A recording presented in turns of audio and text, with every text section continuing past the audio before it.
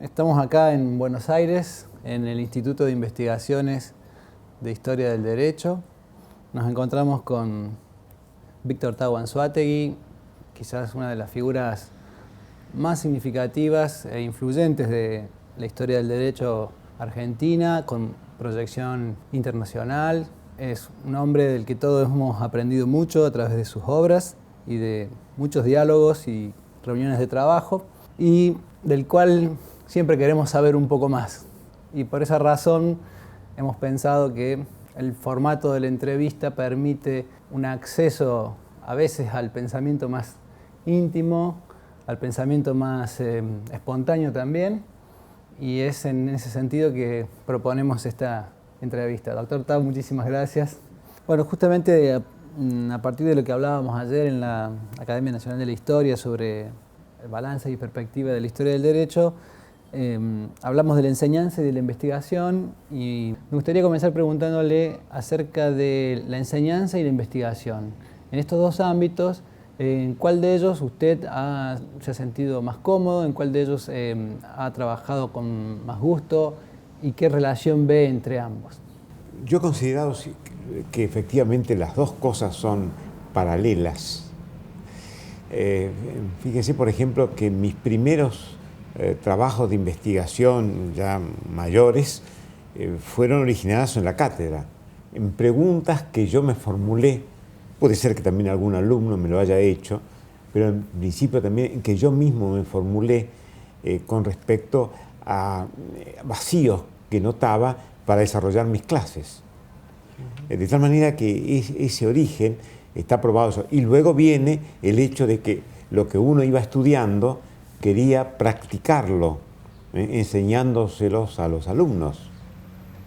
De manera que aunque en eso naturalmente la repercusión que se consigue es solo a veces de un pequeño y selecto grupo, los demás, bueno, cada uno aprecia en su medida, pero que es importante, yo entendí que allí era complementario una cosa con la otra. Así, por ejemplo, en lugares donde hay exigencias puras de investigación, sin enseñanza, a mí me parece que se pierde mucho, en los dos campos. La enseñanza estimula la investigación, le da al investigador la obligación de fijarse en los grandes panoramas, que son también muy necesarios, y le da también un campo de experimentación a sus creaciones o a sus trabajos. Es decir, además, probablemente en la redacción de los trabajos, a mí me influyó mucho porque pensaba yo siempre, cuando iniciaba un trabajo, que había que decirlo a alguien que estuviera fuera del tema, y eso era un alumno, un potencial alumno. Entonces, me parece que esas dos cosas han sido preocupaciones. ¿Y en su experiencia personal han tenido un equilibrio interior, digo, en lo que es su gusto, su preferencia? Sí, porque además yo en el fondo escribí libros de investigación y escribí libros que yo consideré que eran más que nada para la enseñanza, para la cátedra. No solo el Manual de Historia de las Instituciones, más conocido por eso, sino otros libros como el de las ideas jurídicas, como el del esquema del derecho sucesorio y algunas otras cosas, las pensé un poco más para la cátedra, aunque después no haya funcionado tal vez así en todos los casos. Pero digo, mi idea también fue eso, es decir, escribir para ambos niveles. Bien. Y ayer también hablamos de además de la enseñanza y la investigación, hablamos del para qué de la historia del derecho. Usted dijo ayer también una cosa que me pareció interesante, que era, a veces cuando hacemos mención a la tradición historiográfica jurídica, lo hacemos en una perspectiva estática, sin detenernos en los matices, y hacemos como una fotografía con el fin de compararla o criticarla con la renovación. Y mientras usted hablaba ayer, me vino a la mente una frase de Maitland, este gran jurista e historiador inglés, ¿no? Activo jurista y activo y gran historiador. Y curiosamente Maitland decía que que la única utilidad que él veía a la historia del derecho era la lección que dejaba a las generaciones venideras de que tenían las manos libres para hacer su propio derecho. Es paradójica y es una frase que se cita bastante para llamar la atención acerca de que no siempre la historia tiene un fin conservacionista o conservadurista, ¿no? El mismo Mailand decía, yo no creo que la historia del derecho convierta a los estudiantes en deterministas o en conservadores. Al contrario, creo que va a dejar sus manos libres. A mí me pareció que esta frase de Mailand era evocarla aquí para ahondar un poquito más en esto que quedó ayer y saber un poquito más su impresión acerca de este, porque además es muy precoz esta posición de Mailand, ¿no? A finales del 19. Bueno, yo creo que la historia del derecho, en la enseñanza del derecho, cumple varias funciones, pero una de las principales, si no la principal, a mí me parece, ahora por lo menos, llegado ya a una altura de la vida en la que puedo ver con más perspectiva las cosas del pasado, pienso que es la principal misión casi. Enseñar al estudiante a ser un crítico del derecho vigente en cuanto el derecho vigente puede llegar a ser un elemento absolutamente dogmático, que el profesor, el jurista del derecho positivo no lo enseña como que ese derecho ha nacido en determinadas circunstancias, como ese derecho está en la posibilidad permanente de ser modificado, porque al fin y al cabo es un elemento social, el derecho, y la sociedad se transforma.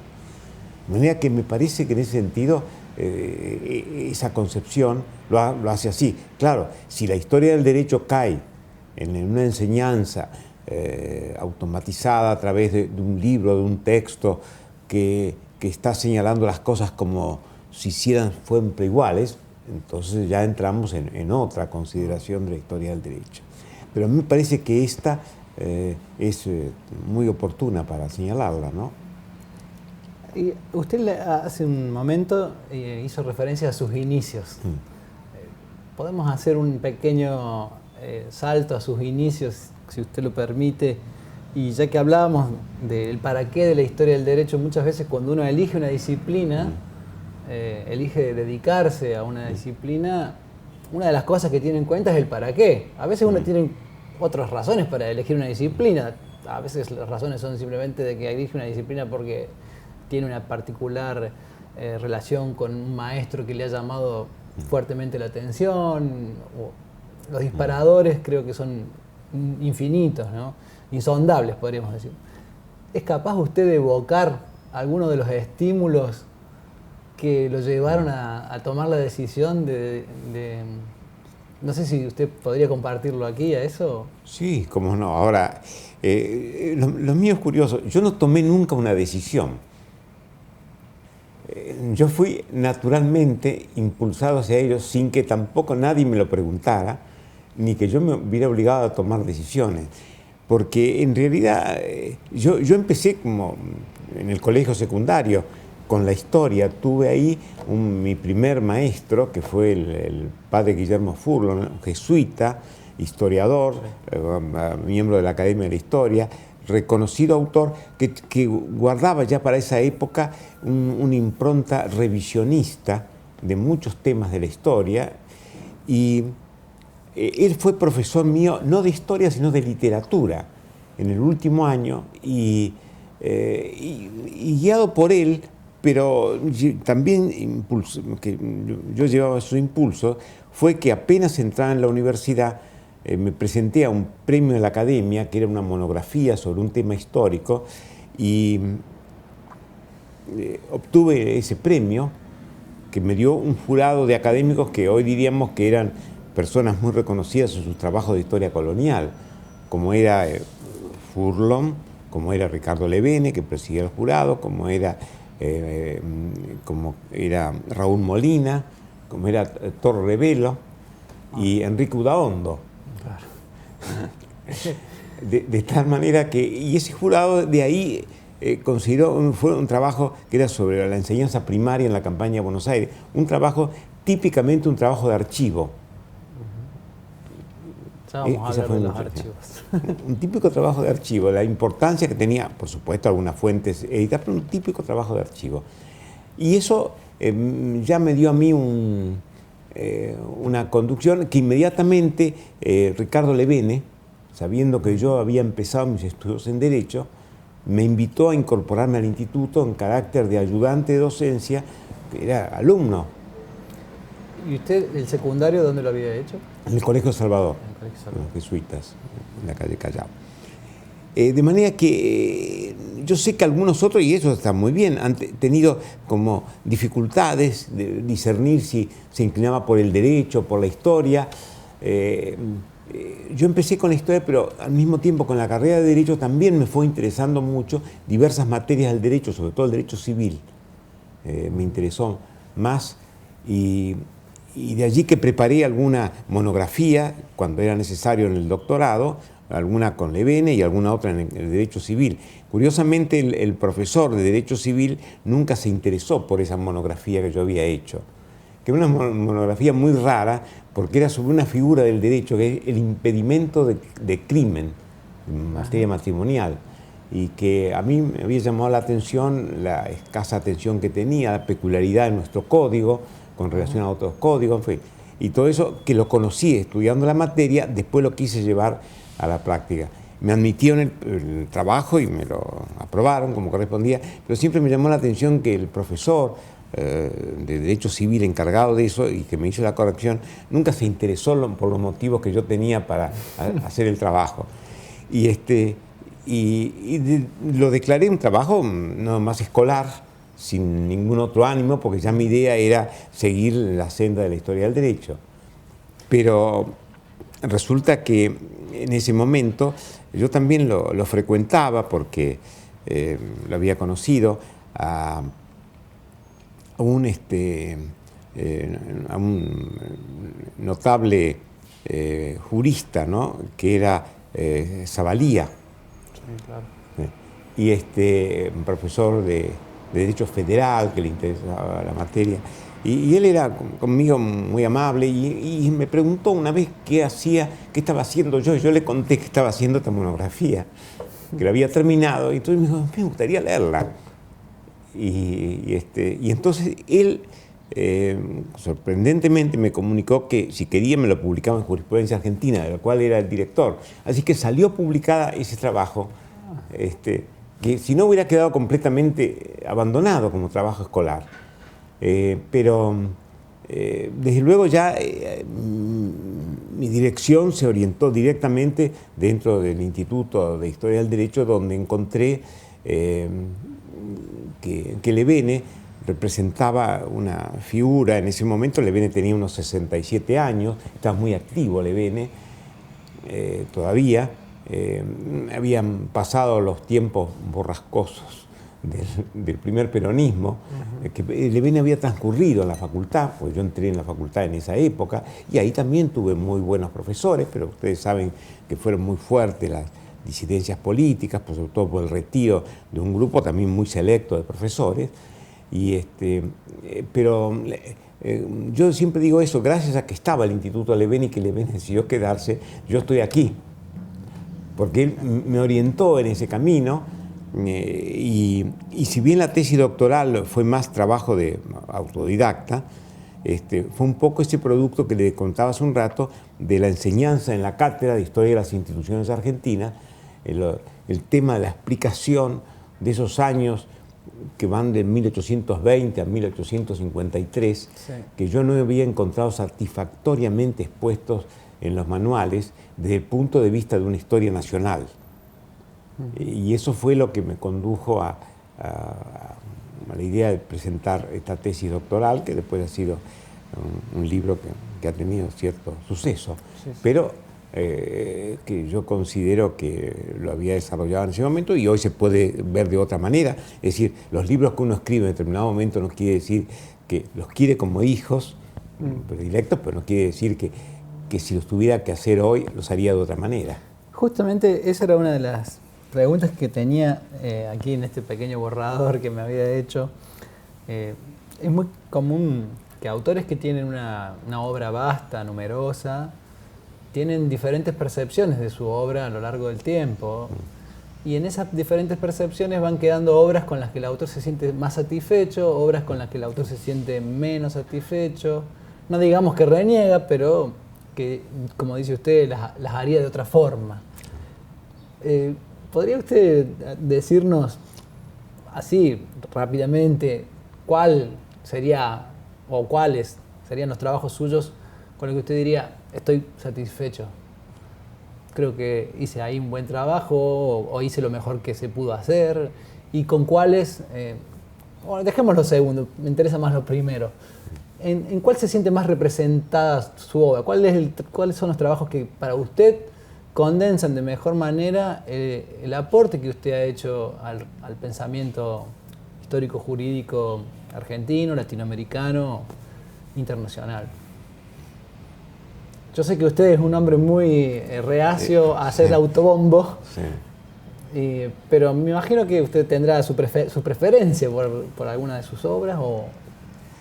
Bueno, yo creo que por el momento en que la hice y por la acumulación de elementos que traje desde muchos años atrás, tal vez sea Casuismo y Sistema, la obra en ese sentido más representativa, y que probablemente si en algún momento llega a reeditarse, yo la reeditaría prácticamente, tal vez, sin introducirle novedades ninguna. En otras he introducido algunos cambios, he señalado en algunos prólogos su relación. Esa representa más bien la obra, el conjunto de una cantidad de cosas que he estado viendo, y que la remonto incluso a mi disconformidad con el uso de la palabra casuismo en un tono despreciativo que siempre advertí desde la carrera en el campo del derecho, que tal vez es como una reacción que fue incubando a esa acción. De manera que en ese sentido viene a ser muy representativa. Ahora, hay otras obras que también me resultan muy gratas recordarlas, entre ellas la de la codificación, que fue mi primera labor a fondo que hice como investigador científico, y que fue una cosa que, claro, hoy el tema de la codificación es un tema muy trabajado y muy bien trabajado. Solo pensar, por ejemplo, los trabajos de Pío Caroni, claro, que es un ir y volver para arriba, para abajo y para los costados, el tema de la codificación, dándole forma. Que a mí me agrada mucho leer este trabajo y oírlo a Pío, que lo he tenido. Cuando dice, mis amigos me dicen, ¿cuándo vas a dejar esto de la codificación? Vas a dejar el tema de la codificación. Ya está cansado. Sí. Eso es una cosa notable, ¿no? Por ejemplo, ha cambiado mucho la perspectiva. Ha cambiado mucho la perspectiva, y algo de eso yo lo que digo en el prólogo de la nueva edición de la codificación, ¿no? Es decir, para justificar un poco que a esta altura, hace pocos años, se haya vuelto a reeditar sin introducirle modificaciones de fondo. Hay algunas modificaciones agregadas, pero de todas maneras sin modificaciones de fondo. En su momento representó, me parece a mí, un avance interesante. Ricardo Sorraquín comentó el libro, que después, ahora de muchos años, he vuelto a leer el comentario que lo hizo en los Quaderni Fiorentini, a pedido de Paolo Grossi, este comentario sobre el libro mío de la codificación en el 70 y tanto, los primeros números de los Quaderni. Sí. Y señalaba eso, el libro que representaba naturalmente en el orden argentino, ¿no? De manera que no me pude inspirar nada más que en pocas cosas del mundo europeo, porque todavía el mundo europeo hoy nos parece mentira, pero esos grandes temas modernos que vienen impulsados sobre todo por las nuevas ideas de Paolo Grossi, porque era un mundo muy detenido en el mundo antiguo, en el mundo medieval. De manera que la codificación era cosa ya casi de los juristas y no de los historiadores del derecho, ¿no es cierto? Justamente Ese es un punto que también había pensado. Antes quiero decirle que, en mi opinión también, Casuismo y Sistema para mí fue un libro que representó mucho leerlo y abrió muchas interrogantes y muchas pistas para mi propia indagación. Y el subtítulo de Casuismo y Sistema me parece que transmite muy bien su inquietud de exploratoria, ¿no? Es la indagación del espíritu del derecho indiano me parece que refleja eso que usted señalaba. Pero usted recién decía este diálogo entre juristas, historiadores. En mi impresión, yo se lo digo, yo veo en usted un hombre permanentemente preocupado por tender puentes. Yo diría como los pontífices de la antigua Roma. No, el que hace el puente.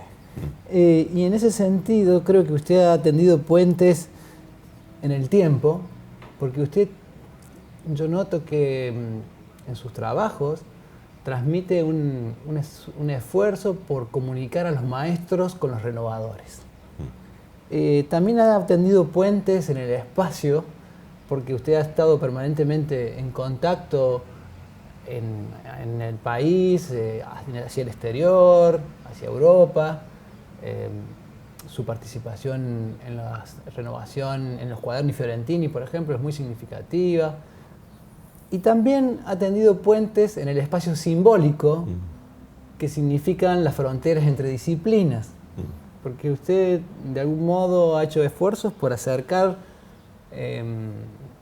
profesionales de otras disciplinas, de otros campos, a la historia del derecho, y por acercarnos a los historiadores del derecho a las otras disciplinas, por señalarnos la importancia. No sé si usted se siente reflejado en esta reconstrucción que yo hago, si la admite, si no la admite, y que en todo caso, ¿qué balance hace de estas tres dimensiones de puentes, ¿no? Bueno, en primer lugar, estoy muy halagado por lo que acabo de decir, porque me gustaría haber hecho todo lo que usted dice. Yo creo que yo no estoy, de eso no estoy tan seguro, porque realmente es difícil, ¿no? Es difícil, pero es muy halagador. Sobre todo, creo que eso a veces se puede hacer mucho más con la gente joven, ¿eh? Plasmar en la gente joven ese espíritu. Desde luego, yo me formé, y a eso debo también agradecer, en un ambiente de una extraordinaria cordialidad. Levene era una personalidad que algunos, y puede ser que la hayan conocido así, era, si se quiere, un poco autoritaria. Y tal vez algunas veces él se fastidió con alguien o lo dejó manifiesto, lo que fuera. La experiencia de Levene conmigo no fue esa.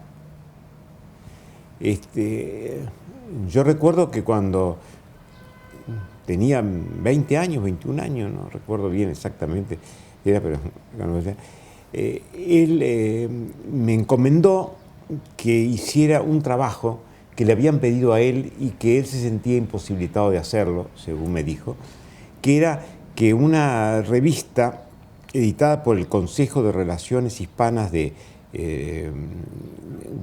Gran Bretaña le había pedido, la revista era la revista Atlante, editada en Londres, le había pedido que se ocupara de la historiografía argentina, no jurídica, historiografía argentina en la última década, correspondía. Y él me la pidió a mí, que si yo la podía hacer. Bueno, yo a la edad que he dicho, lo que me animé a hacer fue un texto que era, yo entendía, un proyecto de borrador para que él después me hiciera indicaciones y correcciones, etc. Yo recuerdo ahí, después me han recordado algunos, que he citado autores del revisionismo histórico, que no era Levene partidario del revisionismo histórico, podía sentirse molesto con alguno de sus miembros. Yo, con una cierta inocencia, si se quiere, yo utilicé todas esas fuentes y le llevé el trabajo a Levene para que lo corrigiera. Levene no me hizo una sola corrección, se alegró y lo que hizo es lo mandó diciendo que era el trabajo que le habían pedido, que él lo mandaba. Y así salió publicado. ahí yo digo que entré en la pertenencia del grupo de Levene, porque figuré ahí en la revista esa, como decía así, decía, es miembro del grupo de historiadores que dirige el doctor Ricardo Levene. Esa fue yo dije, año 55, en Londres. Yo marco ahí el momento en el que me sentí ya miembro de algo. Y Levene representa, como pocos creo yo, la confluencia del saber jurídico e histórico sin más, ¿no? Es un hombre que condensa el historiador y el jurista, o el historiador jurista y el historiador en una forma integral, como hay pocos ejemplos, ¿no? Y curiosamente, esto no se tiene en cuenta cuando se habla de la necesidad de trazar diálogos entre la historia del derecho y la historia sin más, o la historia política, y se olvida que allí en el origen, y no solo es el caso de Argentina, es en general el caso de los orígenes de las historias nacionales, eran historias muy institucionalizadas. Normalmente, o no era raro que fueran juristas quienes participaban de esas historias, que por supuesto después con los años hemos aprendido a mirarlas como parte de un proceso de construcción estatal, como parte de un proceso de consolidación de la estatalidad, ¿no es cierto? En ese sentido, claro, usted ahí tiene que... No, usted nos enseña de algún modo en su lección de ayer que aún en ese paradigma, que normalmente es un punto ciego para quien lo practica, uno no sabe que está contribuyendo a la estatalidad aunque esté haciéndolo, aún en ese paradigma había esos remansos, esos meandros, esos espacios donde sonaba lo discorde, lo que no... Sí. No sé si... Bueno, y el caso de Levene es que yo creo que hay que reconocer que hay muchos, tal vez, vacíos y cosas algo falsas en la elaboración historiográfica de Levene, como que todos tenemos enormes defectos. Pero yo destaco en Levene esa calidad de maestro como creador de instituciones. Levene, fíjense que es uno de los primeros que habla entre nosotros de la importancia del investigador, del profesor investigador. Lo está diciendo en un discurso en la Universidad de La Plata en los años 30. Antes que existiera el CONICET. Antes que existiera el CONICET. Probablemente, no sé si habrá existido algún contacto con UCEI, por ejemplo, que andaba en lo mismo, posiblemente no. Pero piensen ustedes que el CONICET, desde un primer momento, se va a inaugurar como una institución que abarca a todos, porque aunque no figura en su primer directorio ningún hombre de humanidades, es tal vez porque en ese momento no se haya conseguido ninguna persona, pero en el CONICET inmediatamente se incorpora la carrera para humanidades y ciencias sociales. Yo siempre estoy pensando en que hay como un áurea del propio Levene que viene de más atrás, que a lo mejor también hizo lo suyo, ¿no?, en este camino, claro. Aunque permanezca casi invisible. La creación de Levene, las instituciones, no era el que creaba instituciones en el vacío. Las instituciones de Levene siempre funcionaron. Y funcionaron con modestia. No eran nada espectaculares, no había inauguraciones que después no se llevaban a cabo en la materia institucional o quedaban cortos, sino con poca gente. Él siempre fue reuniendo a gente joven alrededor de él y pudo lograr, sobre todo en sus discípulos de primer momento, que estaban ya en una edad de poder gestionar la labor siguiente, como el caso de Ricardo Sorraquín o el caso de Mariluz Urquijo, que en el espíritu de él hubo siempre una disposición para la gente joven. Y eso yo con los años lo he ido apreciando mucho más, ¿no es cierto? Y además... y tal vez se me haya contagiado a mí en algo. Yo creo que eso. Eso es lo que creo. Y además yo creo que a veces ellos, cuando uno piensa en, como todos, trabajamos con una herramental, una caja de herramienta conceptual que son los que son. Y a veces eso nos impide ver cosas o nos condiciona la mirada. Aún así, Levene, igual que Altamira, intuían que había cosas distintas, las dejaban mencionadas hacia el pasar. Sí. Y ahora justamente pensaba, cuando usted hace mención también a esa importancia hacia lo local, que ya estaba ahí en Levene, cómo ha vuelto en uno de los trabajos que nos ha reunido en estos últimos tiempos, sí, claro, sobre el derecho local, ¿no? Y que es un tema que uno podría inscribir también en los grandes horizontes teóricos del momento, entre globalización, localización, en el lenguaje de la sociología contemporánea. Así que me gustaría también aprovechar para que nos cuente algo sobre esto, ¿no? Sobre cómo desde aquellas frases sueltas sobre lo local termina usted convirtiéndolo en un proyecto de investigación en el siglo XXI. Claro. Y bueno, yo he dicho, porque claro, a veces el concepto textual de Levene, algunas lecturas textuales de Levene, no dan lugar para mucho, pero hay otras frases aún perdidas en algún texto que me parece que lo ubican a Levene en lo que yo he llamado, no sé si lo he escrito o lo he dicho verbalmente, que Levene es más que un historiador del derecho indiano, es un pensador del derecho indiano. Porque él desde sus primeros trabajos hasta los últimos años, el derecho indiano para él me parece que es lo fundamental. Claro que un jurista, un profesor de historia del derecho, un hombre que estaba trabajando a comienzos del siglo XX, debía también prestar mucha atención a la formación histórica de lo que es el derecho argentino del siglo XIX. Pero los propios trabajos de Levene dan lugar a que me parece que el eje fundamental de su concepción histórica está en el derecho indiano.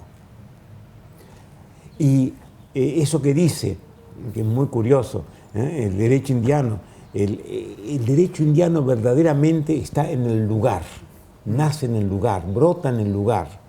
Esto me parece que es lo que ahora hemos podido nosotros recrear. Bueno, gracias también, debo decir, a sus trabajos y a su persistencia en estas concepciones que lo han llevado a trabajar también en el tema de los centros y periferias y la cultura lega, ¿no? En su tesis doctoral sobre todo, que realmente es un aporte, me parece, muy valioso en esta línea. Yo creo que estos estudios de derecho local que hemos estado haciendo, he tenido el gran gusto de compartir con ustedes, van a ser muy interesantes porque van a completar cosas que han estado descuidadas hasta ahora en la visión historiográfica, ¿no? Ayer también usted mencionó a Ravignani, ¿no? Que también es un personaje que está en este ámbito de interconexión entre la historia y el derecho, ¿no? Y significativamente me parece a mí que también hay un instituto Ravignani, como en su momento hubo un instituto Levene, del cual este instituto en el que estamos ahora es el heredero. Sí. Solo una curiosidad, ¿tiene usted algún recuerdo sobre la relación entre estos hombres?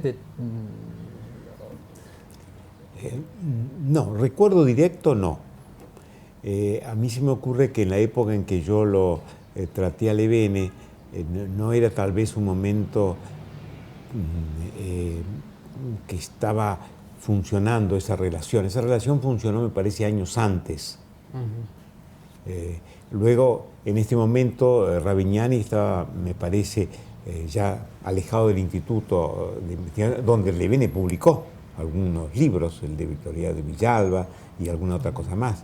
Es decir, que había una relación. Y había una relación también en la academia, por más que había disentían en algunos aspectos. La tesis, que además yo la he explicado, ¿no?, en alguna oportunidad, la tesis de las Indias que no eran colonias, de la Academia de la Historia, tuvo el disenso de Ravignani, ¿no? Que el disenso de Ravignani fue una cosa importante, que Levene había una conducción fuerte de la academia, pero Levene también sabía en estos casos aceptar estas opiniones disidentes, aunque no me parece que le gustaban mucho, ¿no? Pero bueno, aceptaban. Pero en ese momento no. Yo por lo menos de mi recuerdo personal con Levene, no tengo conocimiento de esto.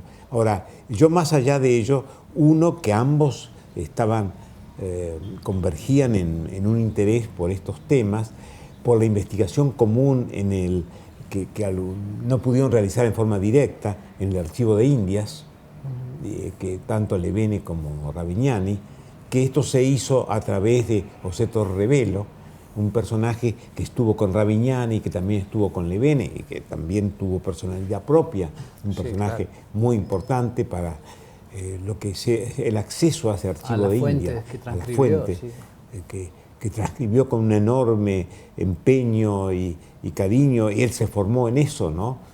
Y después lo volcó en unos libros importantes que hizo Torrevelo con su experiencia sevillana. De manera que, bueno, yo creo que son cosas hilos que se van percibiendo en el tiempo, y que yo no ahondaría, porque en algunos casos se habla de una rivalidad. Claro, sí, entre ellos, en algún caso. Pero yo creo que a veces son rivalidades que están fomentadas por la imaginación, pero no están documentadas, o a lo mejor algunos pequeños desencuentros que ha habido que han sido agrandados. Pero en la vida del hombre muchas veces, de la trayectoria, hay roces naturales que son muchas veces, bueno, yo creo que hay construir puentes. Claro. En esos casos hay que construir puentes. Hay que construir puentes, sí. Y que esas diferencias hacen también a la condición política de la humanidad, ¿no? Y yo pensaba tal vez como símbolos que nos dejan los dos. A Ravignani uno tiende a identificarlo por su obra sobre las asambleas constituyentes, ¿no? Es como que uno era el hombre de la época constitucional y el otro era el hombre del legado indiano, ¿no? Me parece que muy bien, no sé, muy acertado, sí, eso sí. Y que algunos sentían posiblemente podemos decir que efectivamente, mientras Levene sentía más lo indiano, que estaba su obra sobre la Revolución de Mayo, uno parece que es una obra de lo nuevo, y sin embargo uno hasta cierto punto, releyéndola, se encuentra que es el derecho indiano que vive y que tiene su importancia en la Revolución de Mayo.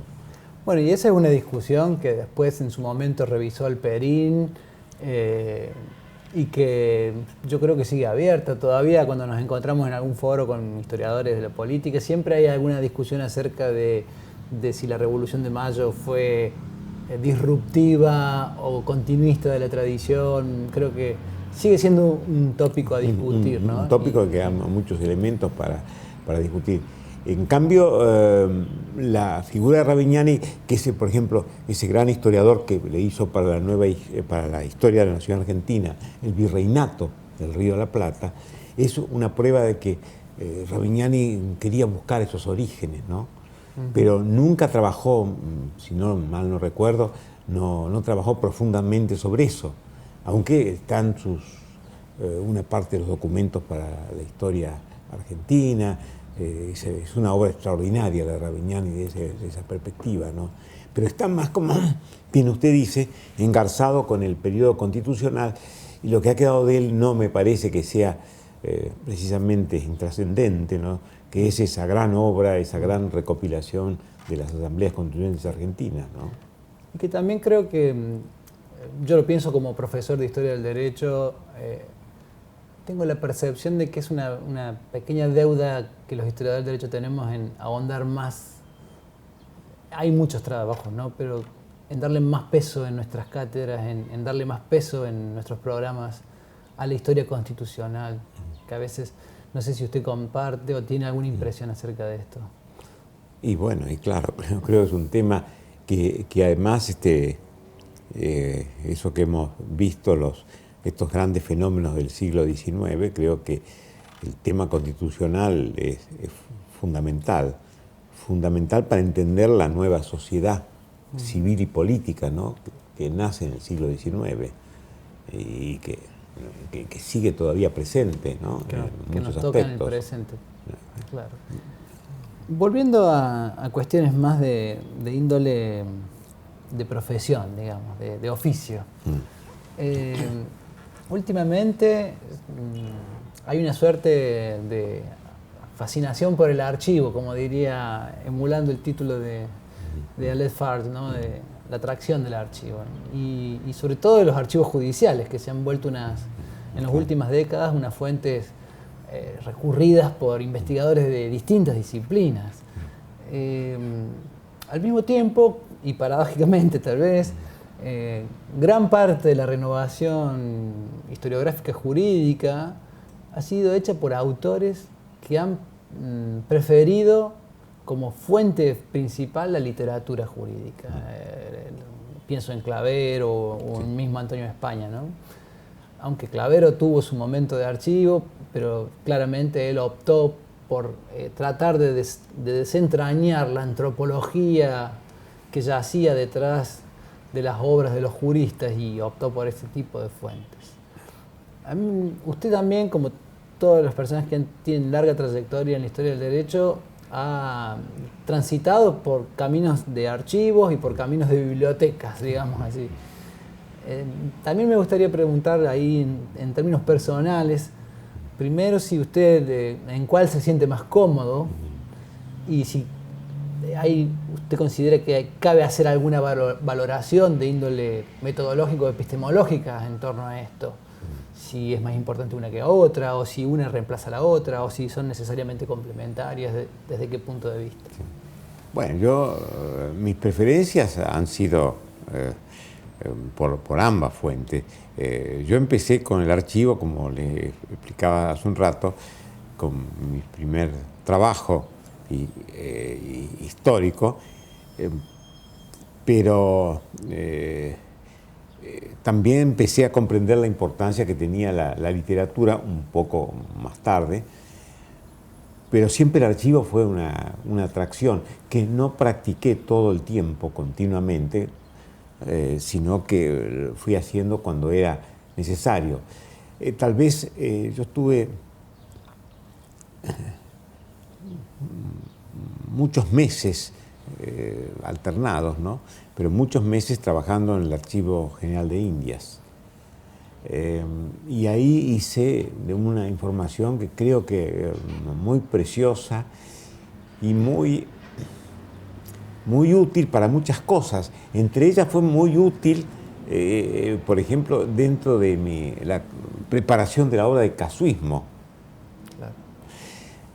Yo recuerdo que en uno de esos años en que ya estaba con la obra más o menos en la cabeza y claro, tenía muchas fichas y todo eso, y tenía un poco el plan de la obra, y hice una de esas estadías largas en el Archivo de Indias. Y allí, como usted sabe, siempre hay un clima muy grato entre los intelectuales de todas partes del mundo que vienen al Archivo de Indias, unos por primera vez, otros que vienen con cierta reiteración, en fin. Y bueno, y en el Archivo de Indias ya lo conocía, relación con un destacadísimo historiador latinoamericano, cuyo nombre prefiero no decirlo. Y entonces me dijo, yo era más joven, ¿no? Claro, que él, ¿no? Era ya un hombre consagrado, hecho. Y me dice, ¿y qué está usted trabajando aquí, caballero? Digo, mire, yo ahora estoy trabajando en un plan del trabajo del tema del casuismo, el derecho indiano. Dice, bueno, dice, aquí en el Archivo de Indias usted va a encontrar muy poco material sobre eso. Le va a resultar muy difícil. Me dio un consejo. Bueno, yo no lo siguió. No lo había seguido ya antes y no lo seguí después, claro está. Pero me quedó grabado, ¿no? Esa idea que efectivamente él, si yo tuviera era un consejo útil que daba, porque claro, ahí no hay un legajo que diga casuismo, no va a existir eso. Entonces había que buscar de otra manera. Bueno, eso, por eso no digo su nombre, ¿no? Naturalmente, no quiero que quede descubierto el nombre de él, pero me parece que el ejemplo es significativo. Es significativo. El archivo para mí fue, sí, uno tiene una cierta dosis de adicción al archivo y a lo que va encontrando, ¿no?, en el archivo. Yo hace relativamente lo último que he hecho de archivo ha sido en la biblioteca de la Real Academia de la Historia, Mata Linares, durante ¿no?, una estadía con la famosa colección documental de Mata Linares, que yo la había estado consultando puntualmente, basándome en los magníficos catálogos publicados que hay sobre eso, cuando me interesaba una cosa en especial. Pero ahora, en esta estadía que hice también de varios meses, ahí dediqué una preferente atención a la colección documental, un poco más buscando la colección documental de derecho local. Y terminó, me parece así, siendo no tan importante a lo mejor sobre el derecho local, aunque sí lo es, pero el significado que tenía toda esa colección de un hombre de derecho, de un hombre que entonces está la personalidad del jurista que se forma en ese derecho indiano y que necesita acudir a ese archivo personal, que él tal vez no lo apreciaba como un archivo de antigüedades, sino como un archivo del oficio que desempeñaba, ¿no? Claro. En los cargos, sobre todo en la magistratura, en las audiencias. Y ahí me fue muy grata la última experiencia, ¿no?, de archivo. La vuelta al archivo. La vuelta al archivo, ¿no?, que siempre hay que hacerla. Hay veces en que tampoco no se está en condiciones de hacerlo. En los lugares donde uno vive, la ida al archivo a veces no se hace fácil. Y bueno, y por otra parte, a veces se tiene ya un cúmulo de material que uno trata de completarlo a lo mejor con la literatura jurídica. Claro. Y en la literatura jurídica yo encontré también unas fuentes valiosísimas en la lectura de algunas obras fundamentales. Algunas personas leen la literatura jurídica en aquella materia que ellos están viendo, pero, por ejemplo, no se han puesto a leer a lo mejor autores antiguos que resultan sumamente atractivos, a mi juicio, que algunos lo considerarían como algo difícil de leer. Por ejemplo, la política indiana de Solórzano, o la política para corregidores de Castillo de Bobadilla. Sí. Entonces, son libros que proporcionan dan una luz sobre el antiguo derecho, que hay que tener naturalmente la paciencia de leerlos. Sí. Pero sí. Al mismo tiempo uno goza mucho en la lectura de esos textos y, por ejemplo, a mí me han servido para muchos trabajos que he realizado, diferentes trabajos, que he fichado la política indiana de Solórzano, que si no hubiera tenido ese tipo de lectura, varios de esos trabajos no se hubiesen concretado, entre ellos utilizados, por ejemplo, en Casuismo y Sistema. Sí. De manera que está el asunto de poder elegir obras representativas en la medida en que esas obras han circulado y han tenido un influjo.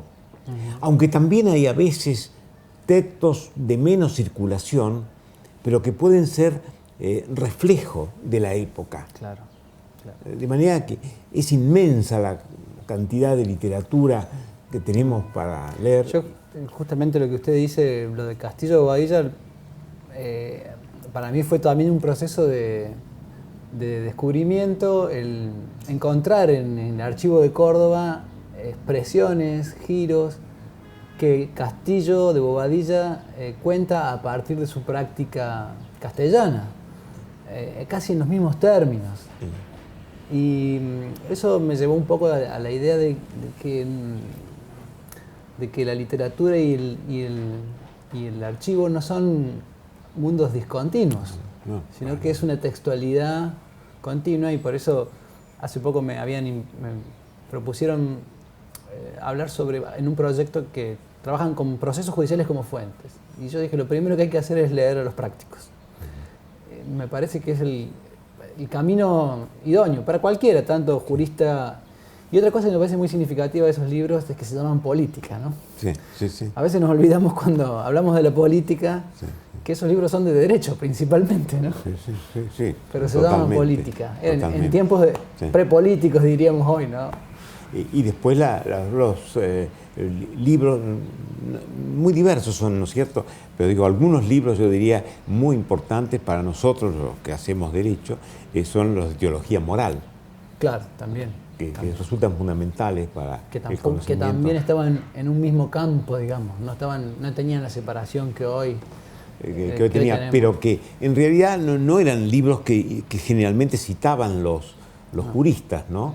Los citaban así muy espaciadamente, algunos sí, algunas figuras, pero que eran libros de derecho y que servían para recoger muy bien el mundo del pensamiento de la época. Sí, sí, y porque además apuntaban, me parece a mí, al fuero interno, ¿no? Y yo veo en mucha literatura jurídica, por ejemplo, las políticas, que básicamente la política de Castillo ahí ya está dirigida a decirle al juez, mire, yo le voy a enseñar a usted cómo tiene que hacer en todas las posibilidades que se va a encontrar, en las que pueda yo equivocar, porque son infinitas, pero para que usted no tenga que ser juzgado por mal juez. Y en ese relato hay muchas circunstancias en las que Castillo dice, si usted hace esto, peca mortalmente, ¿no? Y ahí empecé a descubrir un poco la tremenda dimensión de la conciencia en esta literatura, y esa dimensión estaba en la teología moral, ¿no? Venía dictada por ahí. Casos muy, muy claros son los de, si usted da tormento a un reo sin tener pruebas, peca mortalmente, condena su conciencia. Y además como ya segundo plano, puede ser pasible de una sanción, tener que indemnizar el daño, ¿no? Así que me parece que ese camino de la teología moral es digno de tener siempre presente, ¿no? Es muy rico y no hay y no tenemos a veces un inventario de esas obras, que por otro lado un inventario es interesante porque reflejaría mucho la circulación de libros en América de ese tipo, con la cantidad de ediciones que se han hecho a veces. Abundan más en el 17, pero también son del 18. Sí, sí. Y es un campo, del cual hay ese precioso libro de Julio Caro Baroja, que es sobre la complejidad del fenómeno religioso moral en la sociedad española. Él era naturalmente un antropólogo muy destacado, y ese es un libro que a mí también me enseñó mucho, ¿no? Sobre esas... A propósito, ya que lo menciona Caro Baroja y antes mencionó a un investigador latinoamericano cuyo nombre no vamos a revelar, yo no lo sé, pero se me ocurría preguntarle, nos ha quedado claro a lo largo del diálogo que su maestro de referencia es Levene, parece. Si yo tuviera que decirle su maestro de referencia, o con cuál maestro se siente identificado, no sé, digo, Levene, alguno más habrá en Argentina. Y también me gustaría saber si hay algún maestro de Europa, de Latinoamérica, que usted sienta que ha sido una especial influencia en su trayectoria. Bueno, a mí Levene ha sido un maestro que no solo me iluminó en esos comienzos, más que nada, yo diría, abriendo perspectivas. No era un maestro con el cual se podía, tal vez, en ese sentido, dialogar sobre temas concretos, ni tampoco probablemente, salvo aquel trabajo que he señalado por un trabajo de iniciación y por necesidad de mostrárselo a quien me lo había encomendado, no era a lo mejor alguien que podía orientarlos en el tema. No tuve en realidad para mi tema de tesis un maestro, como ya lo he señalado. Tampoco había un director de tesis en el sistema que existía temporalmente en la facultad en ese momento. No había director de tesis. Lo cual me parece que era una falla muy grave, ¿no? yo lo pude solucionar de otras maneras, pero era una falla muy grave. Lo que quiero decirles es que Levene constituyó eso, y luego en el recuerdo, Levene ha sido siempre inspirador de esas actitudes del hombre que sabe conducir un espacio institucional, que sabe lo que significa el acogimiento de la gente en ese medio, del aliento constante a los jóvenes. Que hay que decir que Levene en ese sentido ha sido todo un sentido que ha unido a lo que era él, un hombre de una vida muy, muy digna, una vida muy de familia muy que tenía un porte de distinción, Levene, en su vida, siendo de orígenes muy humildes, y sobre todo esa impronta que nos ha dejado, que yo he dicho una cosa, que yo entré al Instituto de Levene y no salí nunca más. No tuve salidas de allí, en el sentido de que el que llega a un instituto de investigación muchas veces se encuentra con un ambiente de hostilidad, que la pueden ser los que lo dirigen o los que la comparten. A veces la competencia. Un sentido de competencia, de recelos, de celos malentendidos. Yo eso no lo experimenté. Por eso digo yo que nunca me planteé la necesidad de irme de ese ambiente que había conocido, que me fue introduciendo cada vez más. De ahí que cuando empecé, lo primero que dije es que yo no había tomado decisiones. Claro. Que yo comprendo que en algunos momentos hay que tomar decisiones también. Cuando uno se siente en determinado momento de la vida, hay que tomar la decisión de decir esto lo voy a encauzar por otro lado, ¿no? Sí, siempre uno toma decisiones en la vida, aunque sea inconscientemente.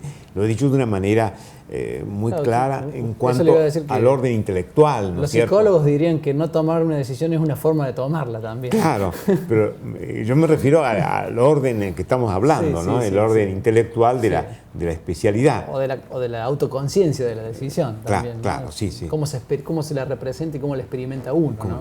Claro, nunca pasó por la situación de experimentar el momento dilemático, el momento aporético. Que hay veces en que... a veces uno se encuentra. Sí. Y otros maestros, maestros que en el sentido amplio, en el sentido de que son, a lo mejor, no ni siquiera con conocimiento personal, sino figuras que usted diga, este nombre ha sido una inspiración para mi obra. Eso más o menos está bastante reflejado. Yo, por ejemplo, fue muy importante el encuentro con Alfonso García Gallo. Ese encuentro se produjo en circunstancias muy interesantes, que fue cuando se realizó el primer Congreso Internacional de Historia del Derecho Indiano en Buenos Aires en 1966. Allí, con Eduardo Martiré, que también fue cuando nos nombraron después para hacernos cargo de la secretaría del naciente instituto, en la que estuvimos como tal durante varios años. El primer Congreso Internacional de Historia del Derecho Indiano no fue un congreso como los que usted ha asistido últimamente.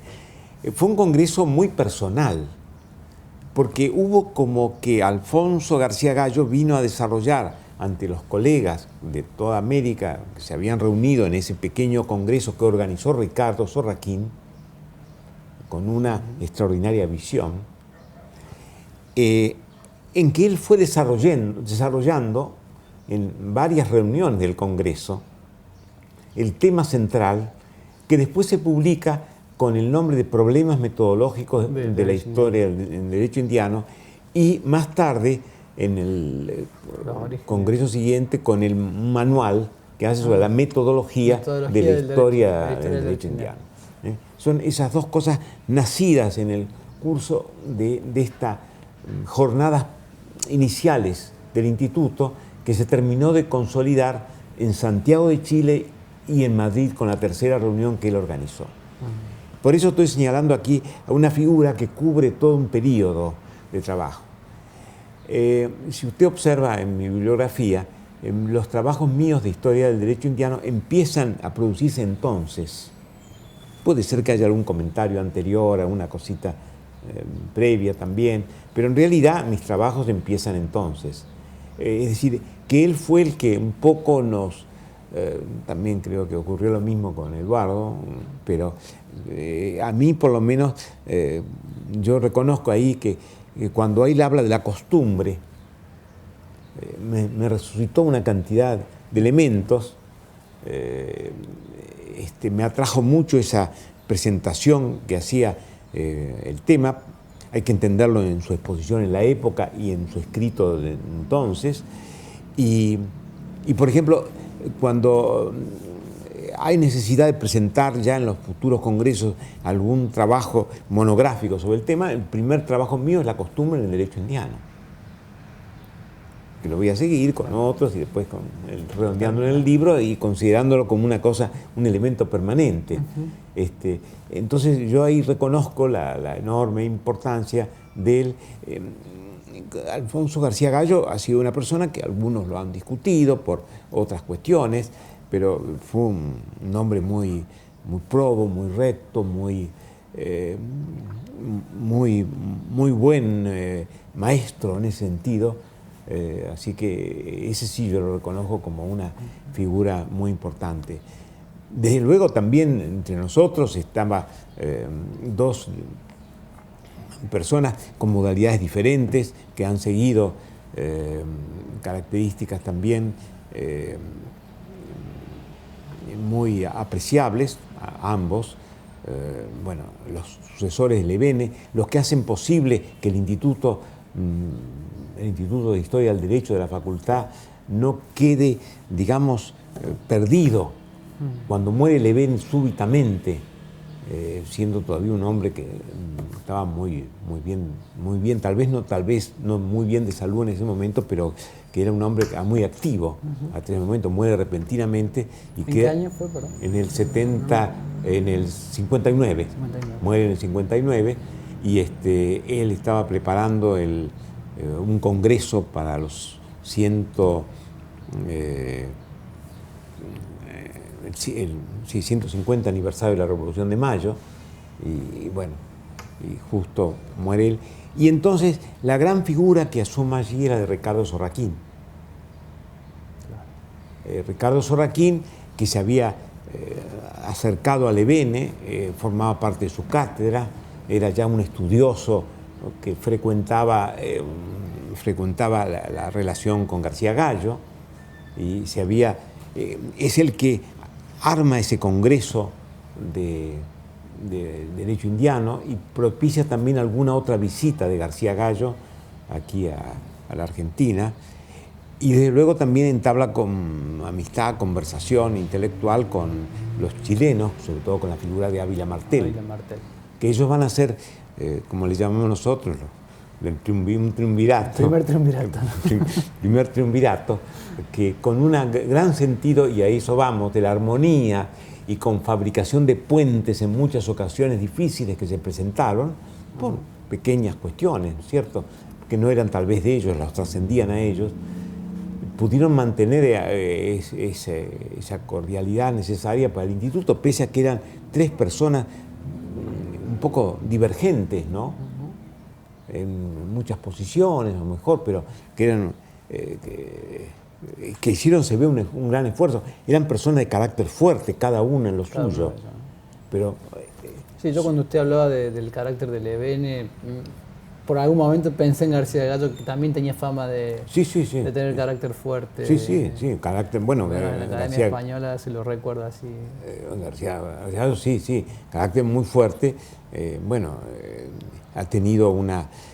Yo en el trabajo que hice, publiqué en la revista, que lo publiqué en su homenaje, hice un estudio del García Gallo, y yo creo que hay que hacer la diferencia muy clara entre lo que puede representar García Gallo como catedrático de Historia del Derecho Español en los inevitables problemas de la universidad, claro, que hay en todos lados,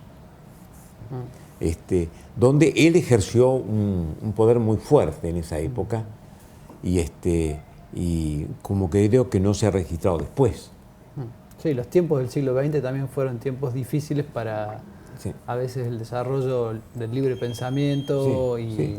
y eso trajo complicaciones que a veces han dificultado los diálogos que creo yo hoy tenemos el enorme privilegio de vivir una época en la Sí, que sí. podemos sentarnos a dialogar personas de diferentes pensamientos y de diferentes inclinaciones y tener un diálogo constructivo, ¿no? Porque hemos conseguido lograr lo que puede llamarse una cierta nivel profesional, de anteponer Claro. las cosas en nuestras conversaciones, en nuestros trabajos, y cosa que a veces no es fácil hacerlo, Sí, ¿no? y eso, Pero también a veces había, o sigue habiendo, ¿no? A veces problemas por supuesto, esos problemas de interés competitivo. los hay en las mejores familias, como Sí, se sí, dice, sí. ¿no? Sí.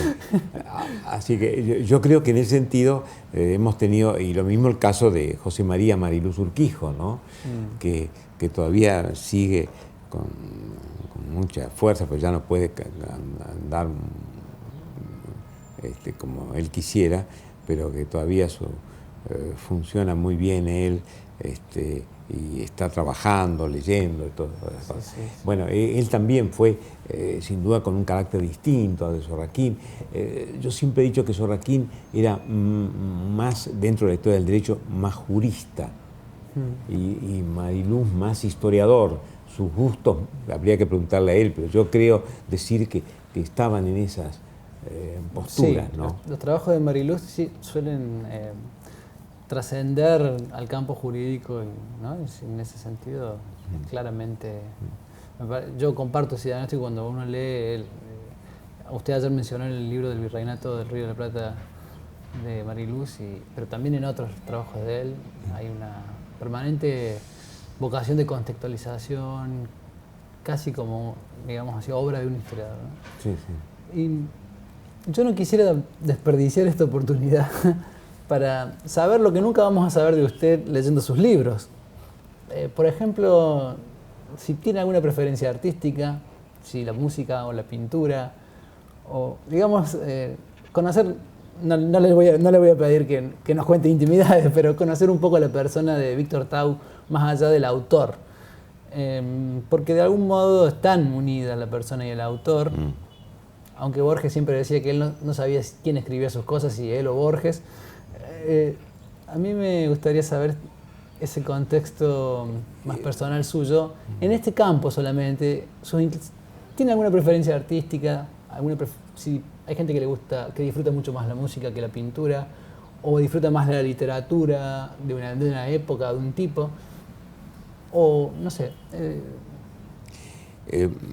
Bueno, yo modestamente y en tiempos libres, la pintura es una de mis, que la sigo con mucho interés, ¿no? Y sobre todo, admiro o me interesa mucho la pintura argentina, la pintura argentina que madura, sobre todo en la primera mitad del siglo XX. Y tal vez dentro de la pintura lo que me ha interesado, y he reunido algunos grabados, unas figuras del grabado argentino que han hecho una carrera, una trayectoria muy importante en este campo. Y así a veces me he podido relacionar con algunos de los vendedores de pintura, pero más bien vendedores amateur, diría yo, amateur de la pintura, que he conseguido algunos pequeños grabados así bastante notables, ¿no? Pero de un valor no venal, sino de satisfacción. Por ejemplo, todo lo que representa un López Anaya, por ejemplo, los grabados de él. Bueno, él es un gran profesor, ¿no? Por el otro lado, pero a veces no son reconocidos como obras. Es difícil encontrarse una obra de él, por ejemplo. En fin, ha sido uno de los... Y bueno, en literatura, sí, sobre todo, bueno, he leído todo lo que sea. A mí, uno de los hombres de literatura argentina que he apreciado más, tal vez además también por su parentesco con la historia, por su interés por realizar sus novelas con estudios parecidos a los nuestros, digamos, con una pequeña investigación, es Manuel Mujica Lainez. Ah, claro. Hoy que permanece un poquito olvidado, pero tiene obras muy importantes que a mí, tanto de orden europeo como Bomarzo, o las obras que hizo sobre Buenos Aires. De manera que es... ¿Y usted no ha practicado la pintura? No sé, que tengamos un pintor oculto aquí como Sábato. No. Claro que eso lo he abandonado un poquito, el seguimiento, porque además he comprado grabados y esas cosas, ya no puedo seguir comprando a veces grabados por no sé dónde ponerlos, pero siempre cuando hay algo me interesan, pero... En fin, me ha absorbido mucho las labores de investigación histórico-jurídica. Ah, claro. Sí. Y el hobby mío es seguir leyendo cosas de historia del derecho. Es un mal hobby, pero bueno. O sea que su rutina vital es prácticamente está muy cargada de su rutina profesional, digamos, ¿no? Sí. Eso uno percibe que debe ser así, si no, no se explica cómo hace tantas cosas. Bueno, yo quisiera agradecerle mucho para terminar, así, para hacer un cierre, volviendo a la disciplina. Usted mencionó esa referencia al pasar de la costumbre que hacía García Gallo. A veces pienso que las personas que tenemos, digamos así, la suerte de nutrirnos de aquellos que nos preceden, sabemos encontrar valor a las cosas que ellos a lo mejor marginaban, ¿no? Y también tiene que ver con el cambio de nuestras perspectivas por las generaciones que nos van condicionando, ¿no? Y usted mencionaba la costumbre, y la costumbre ha recuperado un protagonismo inusitado, me parece a mí, a partir de la crítica posmoderna al gran proyecto ilustrado, que era un proyecto de homogeneización de la humanidad, ¿no? Y la posmodernidad viene a decir, cuidado, no desperdiciemos la experiencia, por usar la frase de Boaventura de Sousa Santos. Momentos, ¿no? Que su racionalidad puede causar daño. Cuidado que esta gente tiene unas prácticas curativas que les dan el resultado y no su medicina occidental. Cuidado que aquí hay grupos humanos que no se identifican con su estado, sino que se identifican con su propia comunidad cultural o lingüística religiosa.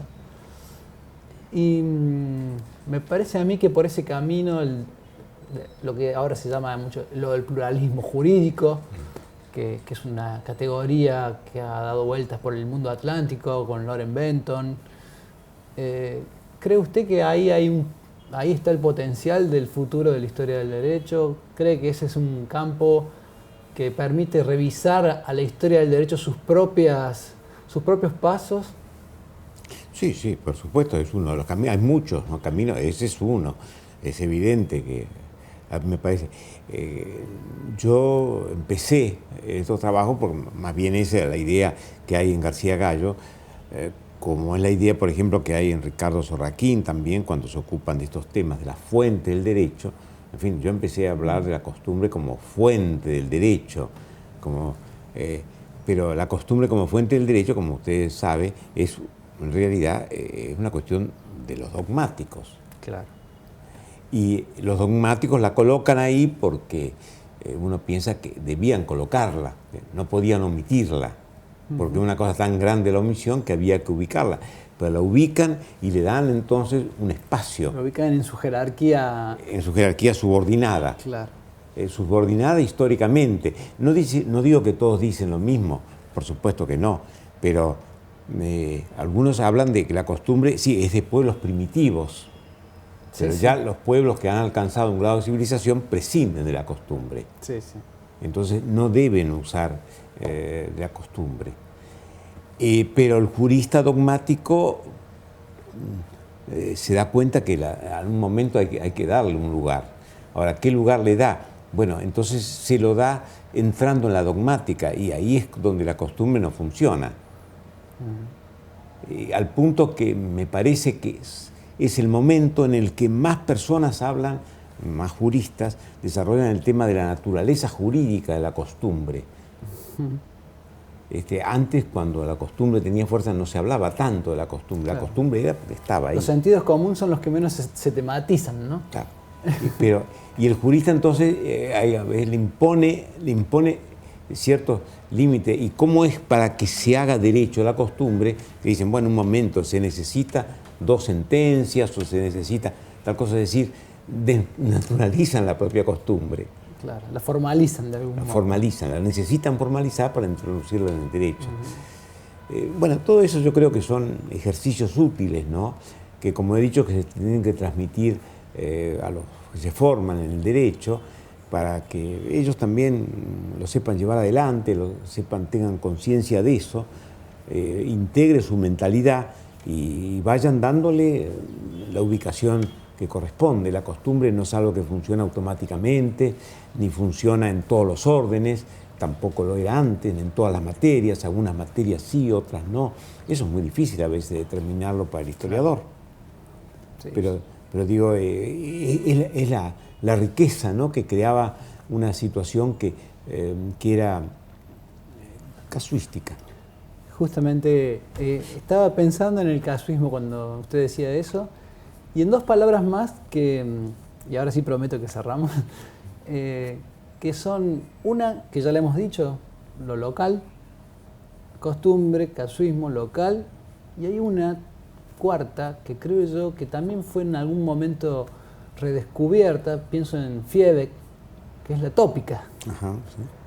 Hay un hilo conductor ahí entre casuismo, local, tópica y costumbre. Sí, por supuesto, sí, se pueden encontrar hilos conductores y además con otra serie de palabras que han sido también abandonadas por el derecho moderno, que abandonadas en beneficio de lo que se llama la uniformidad, la sistematización, la homogeneización del derecho, que forman así pilares necesarios de un orden jurídico que confía en esa racionalidad, ¿no?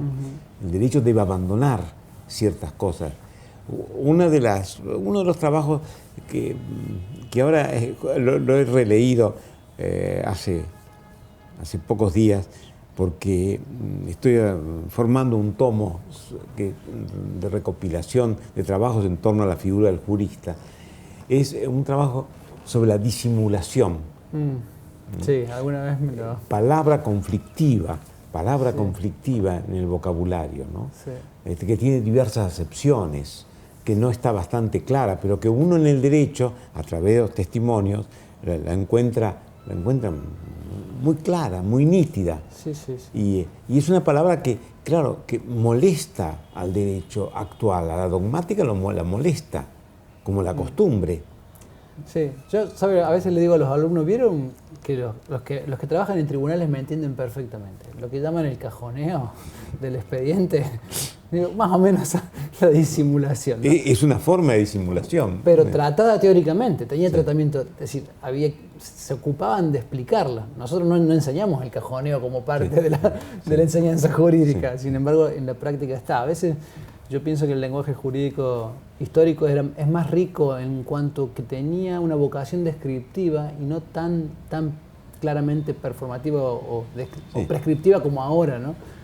Claro, y lógicamente, porque... Sí. No, porque esas palabras molestan a todo la uniformidad. Claro, exactamente, en un mundo... Es tan rico la realidad, tan diversa, claro. Que todas esas otras palabras como la tolerancia, parecida a la disimulación, claro, Sí. Está emparentada, no se sabe a veces, el silencio. Claro, Silencio. Que se usa un poco ahora, pero que no es una figura importante, pero nos damos cuenta que... Y el contraconcepto de la voz pública, claro. Pública voz y fama, claro. Que es el contraconcepto del silencio, sí. Y la función que tenía y impronta. Bueno, doctor, yo creo que esperamos dejar aquí con esto un testimonio de su obra, de su persona. Insisto, conocemos parte de su persona, quienes tenemos la suerte de poder tratarlo, pero esta era una ocasión de conocer un poquito más. Así que muchas gracias. Al contrario, muchas gracias a usted por la atención, que mucho lo aprecio a usted y realmente que haya empleado su tiempo en No, un placer para mí. esta entrevista. Para mí ha sido muy grato. Muchas gracias.